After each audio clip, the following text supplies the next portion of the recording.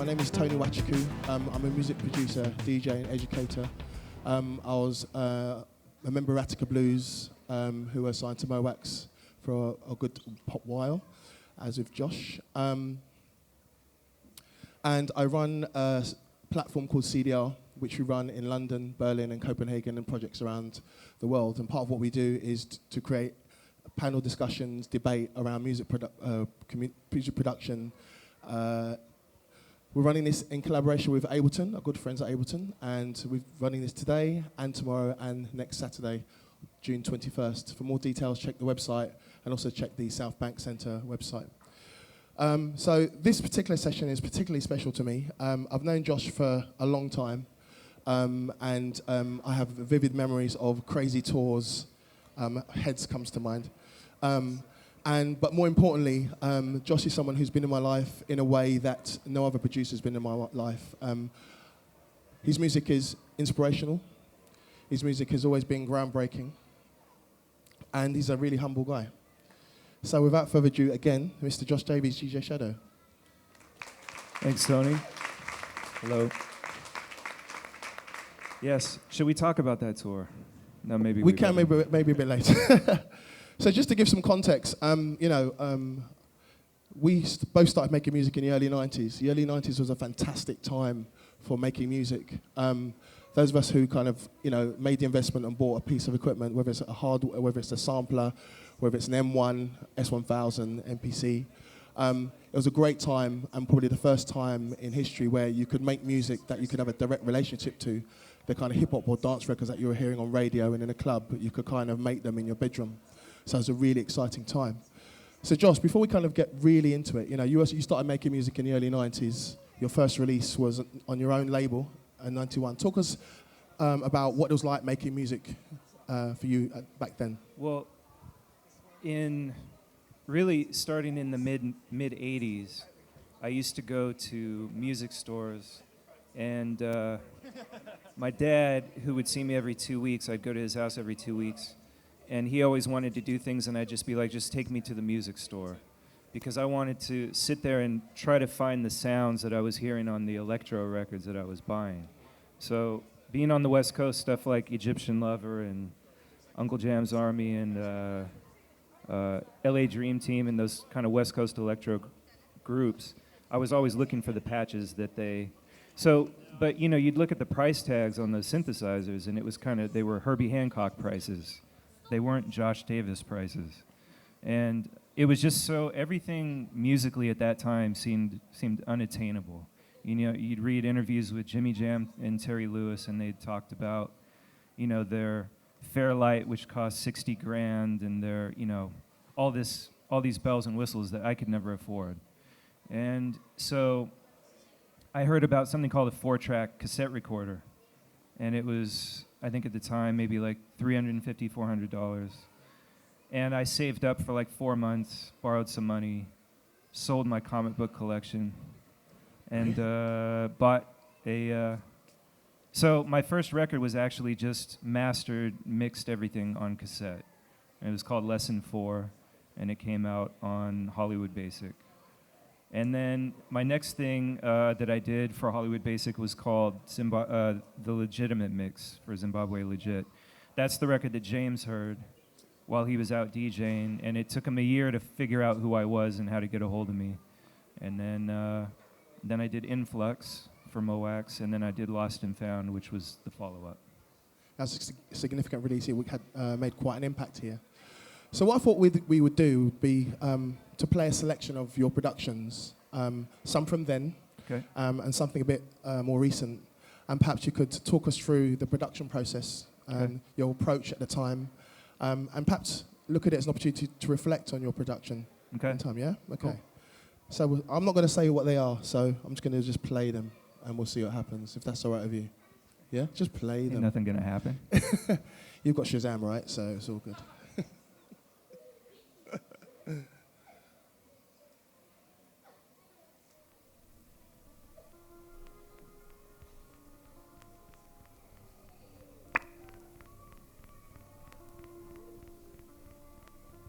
You're really going to play through this whole protracted intro? Yes. Oh. There's a reason.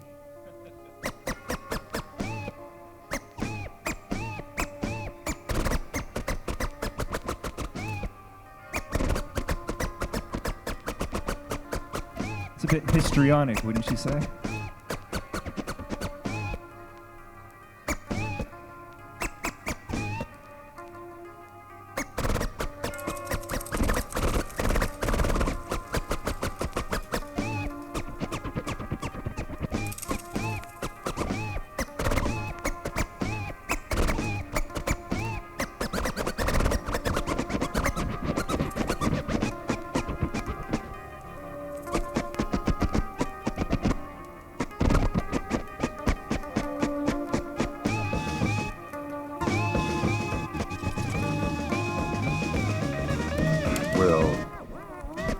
Well, you know something, what you've done.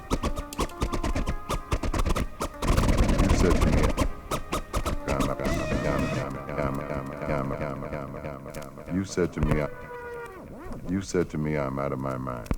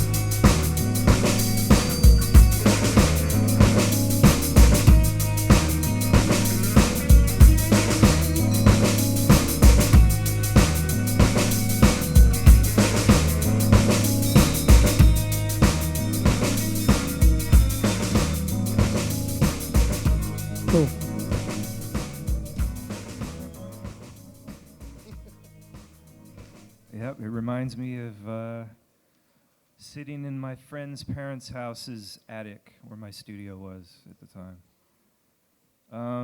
I mean, there's a lot of things I could say about the song, but just quickly on a non-production level, I think it was the first kind of self-aware record I had made, and what I mean by that is Influx had come out in '93, and you know, the enemies and melody makers were writing about it, and suddenly I was seeing people's interpretation of my work kind of reflected back at me for the first time. How did that feel then? It's something that I still have a hard time with, really, honestly. I think some people are just like that. But it also, tactically, I wanted to make a record that had very obvious samples in it. Because I thought, at the time, I mean, again, you kind of have to go back 20 years. There was so much talk at that time about, like, you know, rare breaks and where do you find your samples? And I just sort of have always had this thing where I like to zag when they think I'm going to zig. And so I just said, okay, the most, you know, U2 and Fleetwood Mac. I'm just going to, and not as a novelty, but just it was irrelevant. I just wanted to make a piece of music and not have it be about the things that I think sometimes people think it is about, which to me, it's never really about. The music is first and foremost. The elements that create it are way down on the list of importance to me. The only thing that matters is it a decent piece of music or not? On a production level, it was the second record I made on an MPC. And I think what is really resonant to me when I think about technology through the last 20 years is the importance of restriction. So on an MPC 60, and forgive me if my memory is failing me, but I believe it was 12.5 seconds of stereo sampling, or 25 seconds of mono sampling. So in order to make a track, you really had to sample in mono, and just be really economical, and you were always up against that barrier. And it forced you to really only keep what you knew you liked and really make the most out of the elements that you kept and keep sort of reusing them in different ways and doing a lot of intricate programming and things like that. And then for that song, I added a lot of kind of just turntable overdubs, just flew, like all the guitar stuff isn't a sample, it's just an overdub right off the turntable. But again, all sample-based? Yeah. So what I really like about listening to Lost and Found is the fact that it's almost like sets the trend for your approach to working with drums from the get-go. I mean, obviously, U2 drums, as you mentioned, but very kind of driving, almost like rock-based rhythm, rock-based feel, which is something that you kept, pretty much up until, 2011, I would say. When you're building your tracks then, how would you go about sampling? How would you go about assembling your sounds on the MPC? Again, I think, the track I was proudest of in that era, in terms of, because Midnight in a Perfect World from Introducing was made around the same time as Lost and Found, although it didn't come out till later. But the drum track on Midnight was, to me, the blueprint for how I wanted to do all my drums. And what it was I didn't like how producers always cut beats on the downbeat and the snare, or the 8th note or the 16th note. I wanted my drum tracks to feel completely seamless. I didn't want an edit point to be perceived. And so I would basically have, let's see if I can mouth what I mean. Imagine a kick not starting on the 1, but starting like a 16th note earlier and fading in. Yeah. So there's a bit of air before it and a bit of air after. Before and after. So every sample, as opposed to like having the attack up here and then going like that, every beat was like that. Every edit was like this.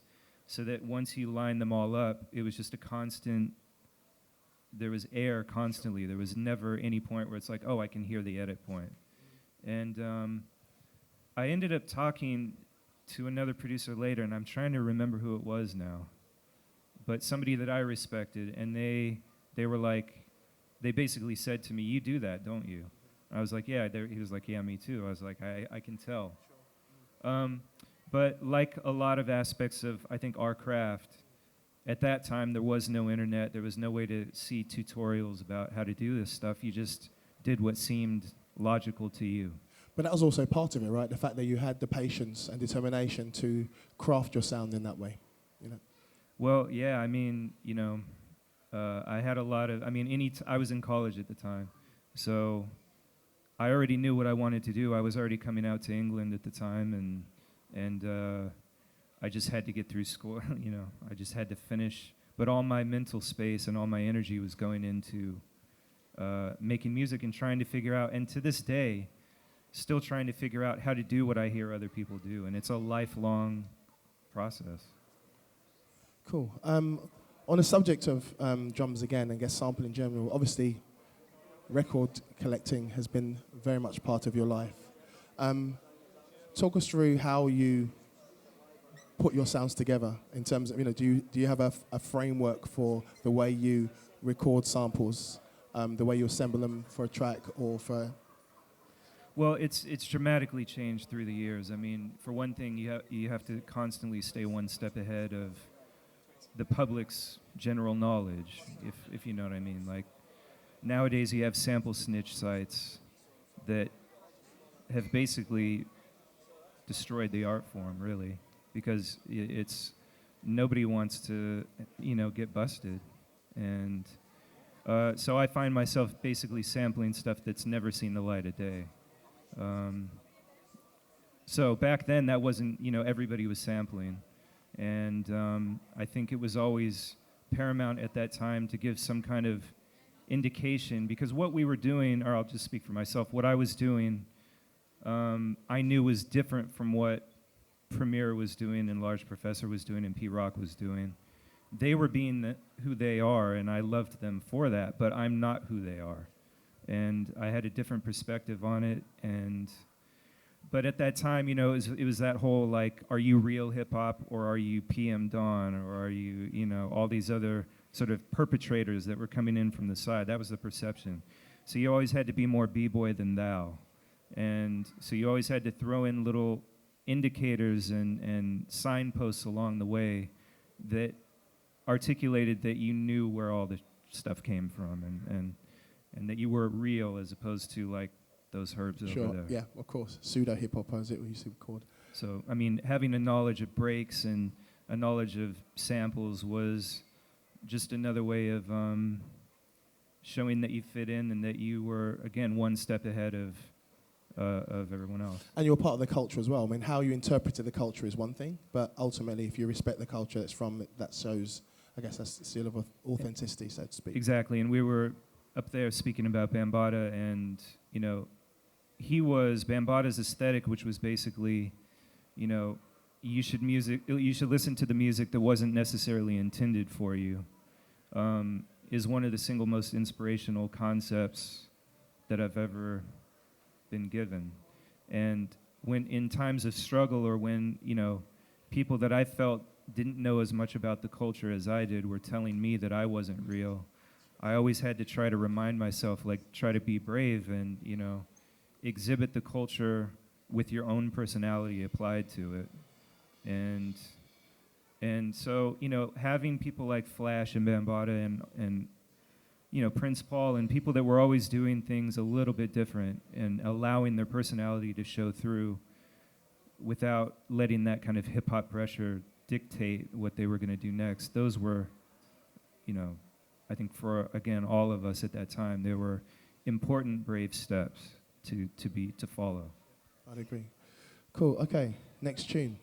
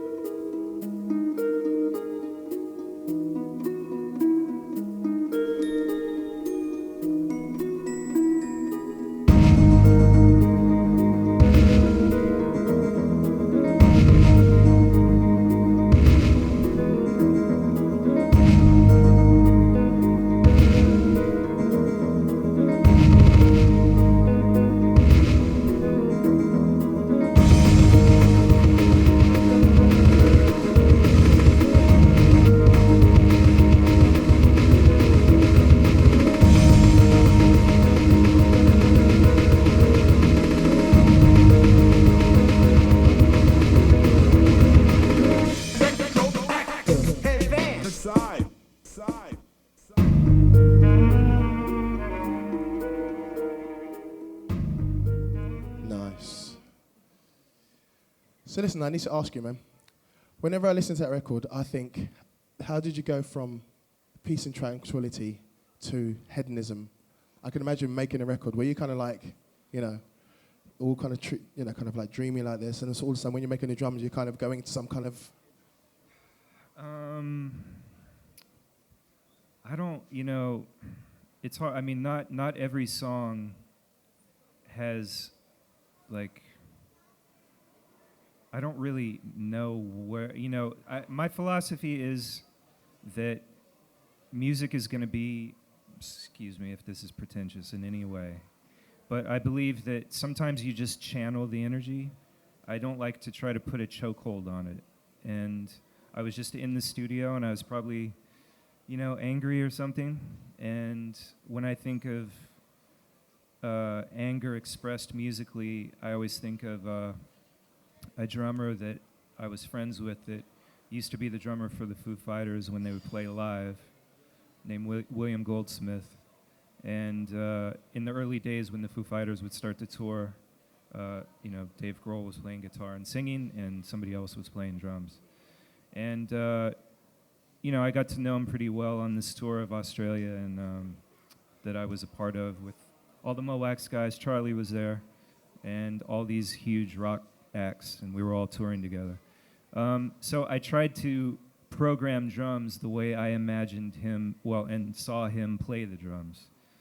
And the music, again, it's like my philosophy with the records that I sample sometimes. If I get in a rut and I feel like I'm not really going anywhere with a track, I'll just stop what I'm doing, especially at that time, and just go and look for records.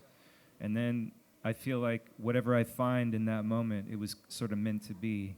I take those records back, and inevitably I get out of a jam, or at that time again, I got out of a jam.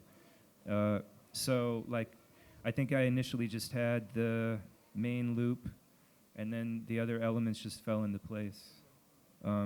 The other thing that a lot of people don't know about that track is that I wrote lyrics to it, which is why parts of it sound like maybe there should be a vocal.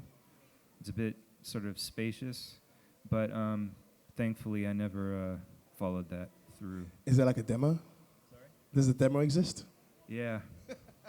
We have to talk. Surprisingly, it made it to the mastering stage. Oh, really? Which scared the out of me, because I thought I just killed it like that day in the studio, but I recently came across a mastered DAT of it, and I quickly put it back. I'm not singing, just so you know. That's okay. Well, maybe, Reconstructed Part 2 or whatever. But I think, what's really interesting about STEM is the fact that, it's one of those records that, to this day it's still stood the test of time, namely because it's been used quite a lot on various films and documentaries and stuff. Yeah. Obviously it's a fantastic opportunity, but do you ever feel, what does it feel like when you actually hear STEM on some, Well, I think I might have mentioned it at one point, but I went to see a movie called Face Off. Remember that movie with Travolta and Nicolas Cage? I think it was a John Woo film in early '97. So Introducing had been out for like 6 months. And I was actually at Mann's Chinese Theater in LA with all the Quantum guys. I don't remember why. And a trailer for a film called 187 with Samuel L. Jackson. He was a principal at a school. And suddenly STEM started playing through and I had no idea that it was licensed. I had no idea about any of it, and I just sort of shrunk in my chair, and I remember all the heads turning to look at me so sometime that was when I learned, like, hey, actually I should probably know when my music's being used. But I mean, yeah, it's for the record also, I actually own a very small percentage of that song from all the samples that were cleared. So it's okay. Too bad for me. Well, it's all good, I mean, listening back, do you feel, listening back just now, how does it make you feel when you listen to STEM now? No, I'm proud of it. I mean, I'm fortunately, I try to be my own biggest critic, and I try to keep the quality control high, and as long as I feel like I did everything I possibly could and saw every track, everything I've ever tried to release, I've tried to work really hard on it. That's why I don't put out very much music, because I don't know. I don't want to put out stuff that's half-baked, if possible. And so I remember at that time, again, being a little bit unsure. There wasn't anything out at the time that was like it. And so naturally you feel a little bit exposed, and you feel like you hope people get it and you hope people accept it. Okay, I'm going to open up a little bit. Has anyone got any pressing questions? How about now? There's one here. Before you say anything, there's a microphone. Thanks. I wanted to ask about ownership in an evolving world and changing culture. It feels as though from the movement of hip-hop, we beg, borrow and steal to paint pictures of the world we see. That indicates a changing time, and yet you mentioned that you earned a little bit of money from the track. I just wanted to ask you how you feel about a world where ownership still exists. We've got things like Creative Commons now and sharing of information, but I kind of wanted to ask you about copyright and how you feel when maybe people steal your stuff and you're not getting paid for it. So this kind of idea of borrowed information to make pastiches, collages, pictures, our own pictures made out of other people's pictures. Yeah, I mean, exactly. It's a collage. To me, sampling inherently is a collage medium. And I have absolutely no problem paying for samples or, clearing samples. But when people aren't reasonable, then you wind up in trouble. In other words, if you use 12 things to make a song and 12 people want 100% of the song, that's a losing equation. I mean, nobody's gonna, So, unfortunately, human nature is that not everybody thinks the same way about things. And it might make perfect sense to me that if you saw 100 pictures cut up to make a painting, that maybe, 100 different people would have 1%. That might make sense to me. It's not going to make sense to everybody else. So you just have to be pragmatic, and one of the ways I've tried to be pragmatic is to try to stay ahead if I can, and also make music increasingly without samples. Because sampling for me at the time was a means to an end. It was how the music I made, or it was how the music that I liked was made. I mean, you're going back to the late 80s, hip-hop's, to some people, the glory days of hip-hop, and it was based off of breakbeats and DJs and increasingly cutting things up and looping them and taking little pieces and making something new. That's what inspired me to make music in the first place. So naturally, that's what I wanted to do. My heroes weren't guitar gods, they were sample gods. And that's what I wanted to contribute to. That's the art form I wanted to contribute to. So it makes perfect sense to me. It might make perfect sense to you, but, again, not everybody thinks the same way. So it's the way humans are. Unfortunately. Anyone else? Right about now. One at the back here, please.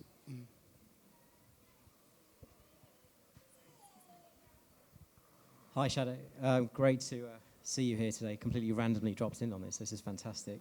That's what it's about. Been to a few of your live shows as well, and listening to your music in my bedroom for the first time, and sort of introducing and getting that sort of vibe from the records, and then seeing you live and seeing it translate so well. How did you find that process? I mean, getting that very sort of heavy sample-based music to work live, which it does, and even on your most recent records. I mean, how did you find that process? Well, let's see. In 1996, when Introducing came out, I had a whole tour booked of Europe, and it was going to be the first time that I was doing my music live, and I promptly canceled the whole thing because I really didn't know how I was going to do it or what I was going to do. It really wasn't until probably around 98 that I started thinking, or actually maybe 97, come to think of it. And I just started working my own tunes into my DJ sets increasingly. I mean, this was at an era where if you went to V Festival or Glastonbury or, any of the big rock festivals around the UK, you wouldn't see a DJ on a main stage. You just wouldn't. There was no, Chemical Brothers weren't quite at the level that they became. Fatboy Slim wasn't there yet.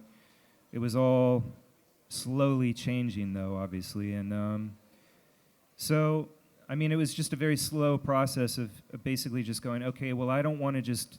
I remember opening up for Massive Attack at the V Festival, and it felt very novel at the time for a DJ to walk out with 2 decks and a mixer and be on the main stage and entertain a crowd for any length of time. It felt different. It felt, I think, a bit dangerous in a weird way.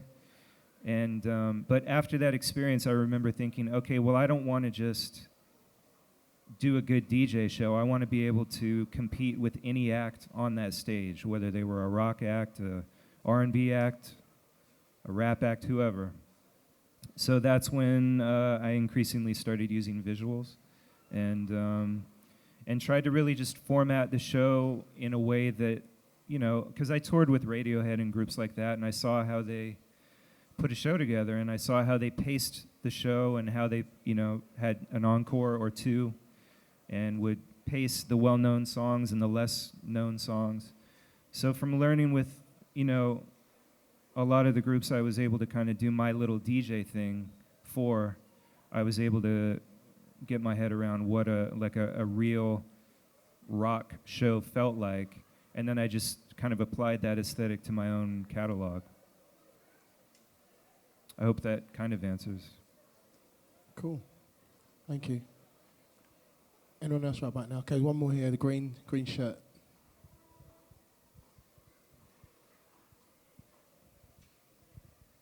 Yeah. You said you're moving away from sort of sampling. What's your plan? Are you going to get sort of instrumentalists in and then sort of get them to improvise, or do you score things out for them to play before they get to studio, or how do you do it? I didn't hear all your question, but I think I heard most of it. I mean, you know, on The Outsider, which was an album I put out in 2006, about half the record doesn't rely on samples. And then, my last album that I did, I wanted to do one more that was almost all samples. And since then, I've just been making music other ways. You know, on the West Coast where I live, you know, the beat scene is really big. The kind of post-dubstep, post-trap, you know, whatever you want to call it, just underground beats. Scene is big, and that music speaks to me in a way that, you know, trance and rave music never really spoke to me. You know, like if you go through all the genres of music that have come around, the ones that I can kind of get with usually have some basis in a kind of a hip-hop feel, whether it's, you know, drum and bass I liked instantly because I heard it coming out of cars in London, you know what I mean, walking around the street in 94, just being like, oh my God, how do you even chop up amen like that, you know what I mean? Like and that's the thing, is every new technology that comes along inspires a new way of doing things. And the MPC was my first instrument. And after a while, I think it's only natural that it's like somewhere along the line of the Private Press or thereabouts, I just kind of went, okay, I'm chaining 3 MPC 3000s together, you know, Hank Shockley style. I've taken it as far as I can go. And naturally, I think if you're kind of hungry, you want to just keep trying new things. And I know I'm known for being the vinyl guy and the sample guy, but I also can't let that sort of chokehold my own exploration, which I feel like is a lifelong process. Thank you. I mean, on the subject of that, I mean, I wanted to play Death Surrounds Us, because this kind of typifies the transition from using, I guess, sample-based music production to something that was definitely a lot more electronic, personable. So I'll play now and then we can talk through it. FYI, this would be December 2009. Cool. Now we're going to try an experimental number, one written using some contemporary techniques. Though we are alive, death surrounds us. On whom can we call save to thee, O Lord?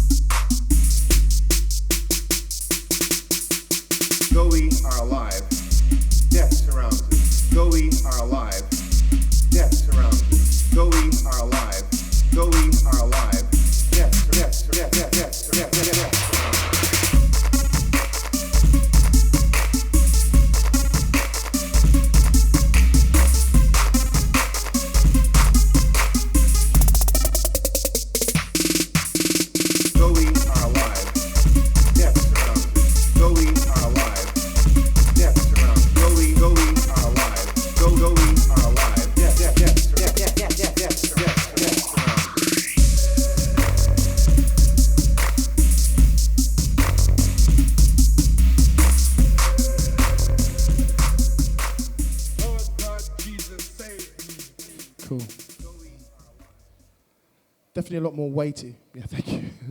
Definitely a lot more weightier. A lot more kind of, I guess, club specific, would you say?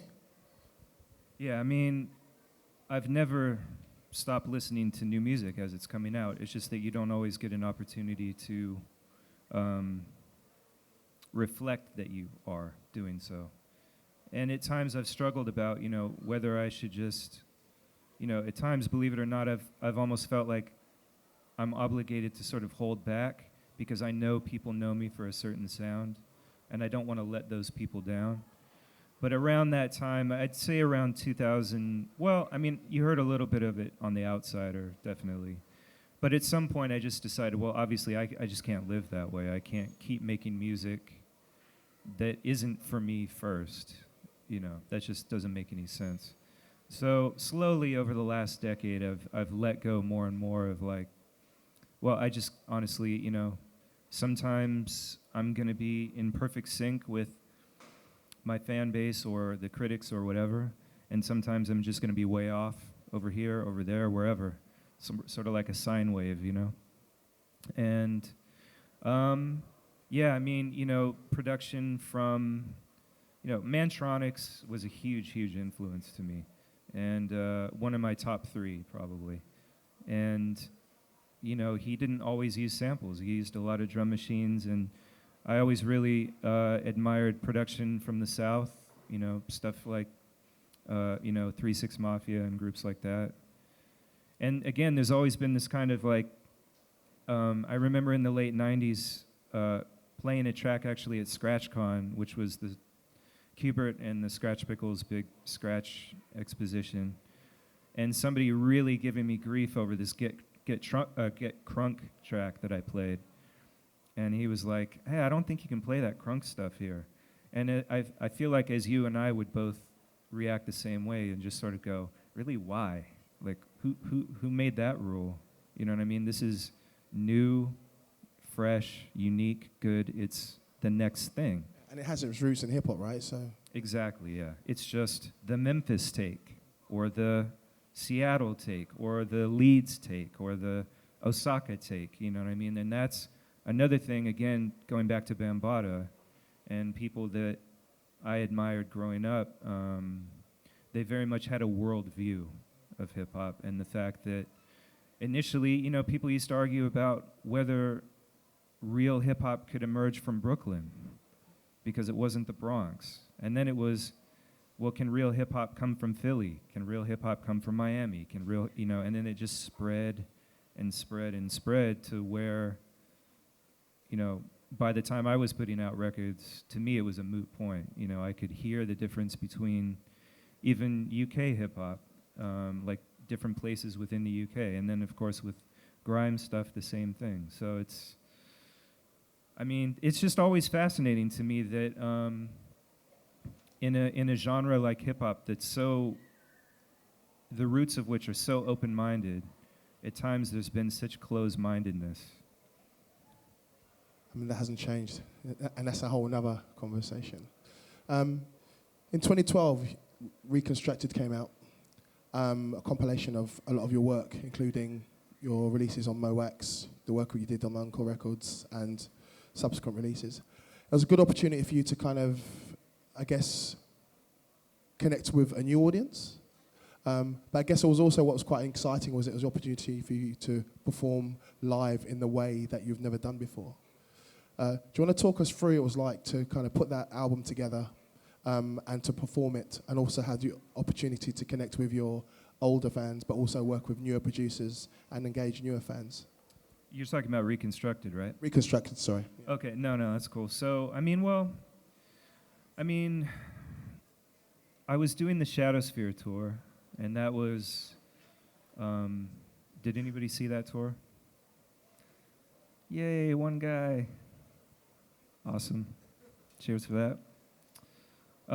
No, it was really good. It was a lot of fun, and it was very ambitious. It was, we put it together in 2010. It was projection map visuals, which now are, commonplace. But at the time, again, I like my favorite moment in my job is when I get to sit down at a table with creative people and just look at each other and go, what can we do that's never been done? And I like to, whenever possible, surround myself with people who also like to do that. And then as far as the compilation, I mean, you know, it was in some ways kind of a thank you. It's not something I would have ever considered doing before my last album came out, because I felt like, even though the subject of a kind of best of had come up before, I just didn't feel like I had enough music out there to really justify that. And you know, after the last album came out in 2011, I kind of went, okay, if I picked my 3 favorite from every album, that's a good little package right there. So it's a signpost for me. It's kind of like everything back to 93, a nice 20-year chunk, and now I kind of feel like, okay, cool, now I haven't changed as far as what I value within music, but now I truly feel that, I don't know, I feel sort of free of that now. Okay. So what are you working on at the moment? I just mastered a few tracks and hope to get them out in a couple weeks. And been doing a bunch of collabs and just anything that's fun, honestly, just anything. I really, in a kind of funny full circle way, I mean, it does almost feel a bit like the really early Mo Wax days where, you know, just put a track out. Doesn't matter if there's a context, doesn't matter if there's a plan, doesn't matter if there's a, you know, an evolution, just put it out. And if it resonates with people, do another one. And if not, do another one anyway. So, yeah, I don't know. I mean, you know, obviously a lot of things have changed in the music biz. And it's, I think, been really humbling for anybody who makes music, because suddenly you're no longer a big shot. I mean, people who make apps are the big shots. And we're just like scrubs who do nerdy little things. So that's fine. That's who I am anyway. I mean, like that. I love music. I love trying to do new things within it and trying to contribute. So the role of your website has been quite significant in underpinning all this. So to budding producers out there who obviously are developing their careers, mapping their careers, what advice would you give to somebody in terms of building their own brand, their own story, and the connection between that and your own enterprise?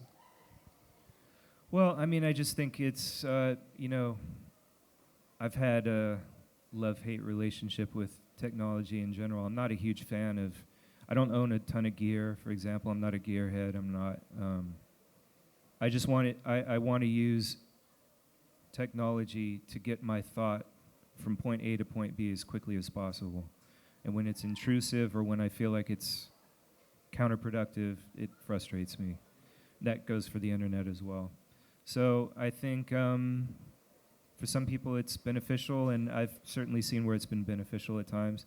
I mean, I think for me, you know, SoundCloud actually has been a real joy for me personally. And it's allowed me to think about things a lot differently, and it's allowed me to find a lot of music. I mean, around 2008, 2009, I didn't know where to find the music that I was hearing occasionally, but it was just a weird in-between time where some things were still coming out on vinyl, but you could almost never find it. And if you did find it, you had to pay 30 quid to get it sent over from somewhere else. And I just, it's really nice, I think, now. We're all spoiled for choice, and I love it, frankly. I just think it's amazing. Just need more hours in the day, don't you think? Sorry? Just need more hours in the day. Yeah, but I mean, I'd rather be spending time that way than, I don't know, than other things on the internet. I mean, being able to find music. And not only that, I mean, I'll go on Bandcamp or something and be the first person to buy something and play it in my set. And that's how I've ended up meeting so many people that I've been working with lately. You know, like, what I also think is amazing about it is that you just have these, just a little avatar. You don't know who they really are or where they're from. The only thing you're judging is the music itself. You're not being told by Pitchfork what's good or bad. You're not being told by the enemy what's good or bad or anything. It's just like in the old days of flipping through the bins and just taking a chance on something, and you discovering a track that becomes a staple of your set, and then you tell Charlie or whoever, and then he tells me, and then the next thing you know, it's got a little history between us. It's the same sort of thing. And I mean, there was an example that was amazing, where I was playing this nature bass rave in the middle of Northern California somewhere, and played this track by this kid, and I didn't have any idea where he was from. He could have been from, again, Russia. He could have been from anywhere. And I came off stage, and he goes, "You played my song." I mean, there were like 500 people there in the middle of the forest, you know what I mean? Like, and then as a result of that, now we've done a bunch of work together. He's like 21 years old, lives 2 hours away from, actually he lives like 45 minutes away from me. So you just never know what you're gonna find, and I that's what I really like about it. That's what I think is, it's really kind of changed the way I think about a lot of things, not only about the internet as a tool, but about the way I consume music and my listening patterns. And I actually find myself listening to more new music now than probably at any point since the mid-90s. That's one, okay. I think we've got time maybe for one more question, a couple more questions. This gentleman here. Hi, I apologise in advance because it could be a complete dead-end question, but if it is, it'll be very quick.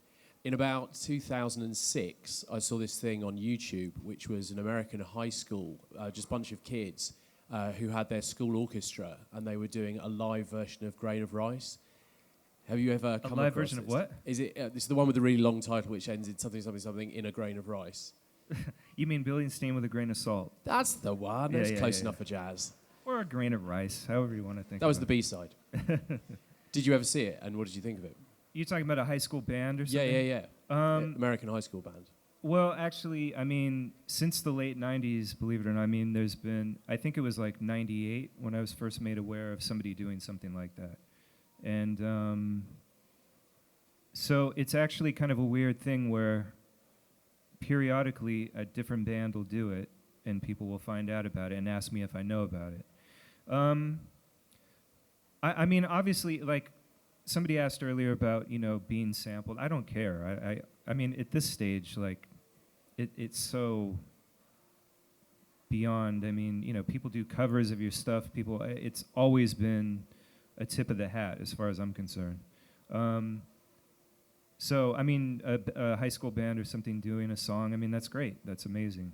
But at the same time, because it's my stuff, somehow I'm really not that sort of intrigued to indulge in it myself.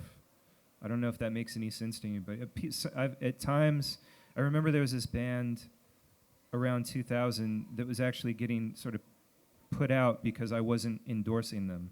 They were doing covers of my stuff, and they were like, "Can you at least tell us whether you like us or don't like us?" And I'm just sort of like, "Just do your thing. I'm not. I mean, why does it matter what I think about it? It's fine. Do."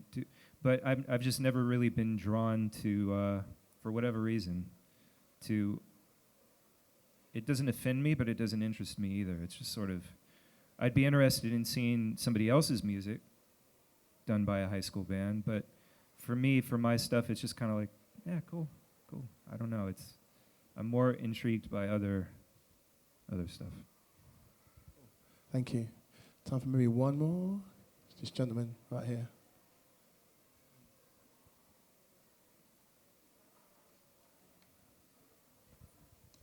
Who was that SoundCloud kid that you played the track? What? Who was the SoundCloud kid?